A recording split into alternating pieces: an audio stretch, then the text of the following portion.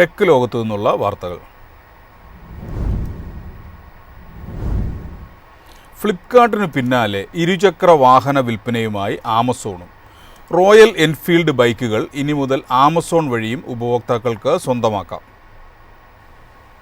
350 cc സെഗ്മെന്റിലെ classic 350, Hunter 350, Bullet 350, Meteor 350, Goan Classic 350 എന്നിവയാണ് ആദ്യഘട്ടത്തിൽ ലഭ്യമാകുന്നത്. ഇതേ മോഡലുകൾ ഫ്ലിപ്കാർട്ട് വഴിയും നേരത്തെ തന്നെ വിൽപ്പനയ്ക്കെത്തിയിരുന്നു. കൂടുതൽ മോഡലുകൾ ഉടൻ തന്നെ ഓൺലൈൻ എത്തുമെന്നാണ് പ്രതീക്ഷ. ഹിമാലയൻ 450, ഗറില്ല 450, സ്ക്രം 450 തുടങ്ങിയ വലിയ ബൈക്കുകൾക്കൊപ്പം 650 cc സെഗ്മെന്റിലെ കോണ്ടിനെന്റൽ GT 650, ഇന്റർസെപ്റ്റർ 650 എന്നിവയും വിപണിയിൽ എത്തിക്കാനാണ് റോയൽ എൻഫീൽഡിന്റെ പദ്ധതി.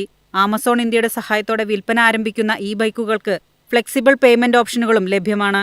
ഉപഭോക്താക്കൾക്ക് എളുപ്പത്തിൽ വാഹനം സ്വന്തമാക്കാനുള്ള അവസരമാണിത്. അഹമ്മദാബാദ്, ചെന്നൈ, ഹൈദരാബാദ്, ഡൽഹി, പൂനെ തുടങ്ങിയ നഗരങ്ങളിലാണ് ആദ്യഘട്ട വിൽപ്പന. ഉപഭോക്താക്കൾക്ക് തിരഞ്ഞെടുക്കാവുന്ന ഡീലർഷിപ്പുകളും ഇഷ്ടമുള്ള സർവീസ് സെന്ററുകളും ഓൺലൈനായി സെലക്ട് ചെയ്യാം. മോട്ടോർ സൈക്കിളിനൊപ്പം ആക്സസറികളും റൈഡിംഗ് ഗിയറുകളും ഓൺലൈൻ സ്റ്റോറുകളിൽ നിന്നും വാങ്ങാൻ അവസരമുണ്ട്. News desk, MyFin TV. ഒരു മാസം കൊണ്ട് 13 ലക്ഷം പുതിയ വരിക്കാരെ സ്വന്തമാക്കി BSNL. ഇതോടെ മൊബൈൽ വരിക്കാരുടെ എണ്ണം 9.1 കോടി കവിഞ്ഞു. ഇന്ത്യൻ ടെലികോം മേഖലയിലെ മൂന്നാം ശക്തിയായി മാറാനുള്ള ശ്രമത്തിലാണ് BSNL. 2024 ജൂൺ വരെ 8.5 കോടി ഉപഭോക്താക്കളുണ്ടായിരുന്ന BSNL ഒറ്റ മാസത്തിനുള്ളിൽ 13 ലക്ഷം പുതിയ വരിക്കാരെയാണ് കൂട്ടിച്ചേർത്തത്.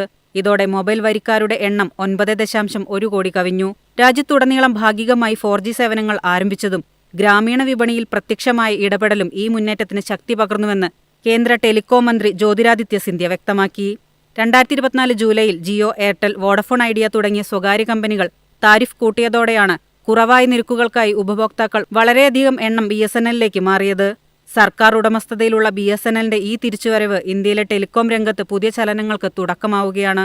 ഗ്രാമീണ ഇന്ത്യയിൽ 4G സേവനം വ്യാപിപ്പിച്ചതും കുറഞ്ഞ താരിഫ് പ്ലാനുകളും BSNLന്റെ തിരിച്ചുവരവ് സാധ്യമാക്കിയതിന്റെ പ്രധാന കാരണങ്ങളാണ്. News desk, MyFin TV. Japanese sport bike ബ്രാൻഡായ കവാസാക്കിയുടെ പുതിയ Z900 മോഡൽ ഇന്ത്യൻ വിപണിയിലെത്തി. പുതുക്കിയ ഡിസൈനും പരിഷ്കരിച്ച ഇലക്ട്രോണിക് സാങ്കേതികതയും ഈ പതിപ്പിന്റെ പ്രധാന ആകർഷണങ്ങളാണ്. 2025 മോഡലിന്റെ എല്ലാ പ്രധാന അപ്ഡേറ്റുകളും ഉൾപ്പെടുത്തിക്കൊണ്ടാണ് പുതിയ Z900 വിപണിയിൽ എത്തിച്ചിരിക്കുന്നത്. മുൻ മോഡലിന്റെ ആകർഷണവും പെർഫോമൻസും പുതിയ പതിപ്പിലും നിലനിർത്തിയിട്ടുണ്ട്. മുൻ മോഡലിലെ ചില കാര്യങ്ങൾ അതേപടി പകർത്തിയിട്ടുണ്ടെങ്കിലും ട്യൂണിംഗ്, സ്റ്റൈലിംഗ് എന്നിവയിൽ നിരവധി അപ്ഡേറ്റുകൾ നൽകിയിട്ടുണ്ട്.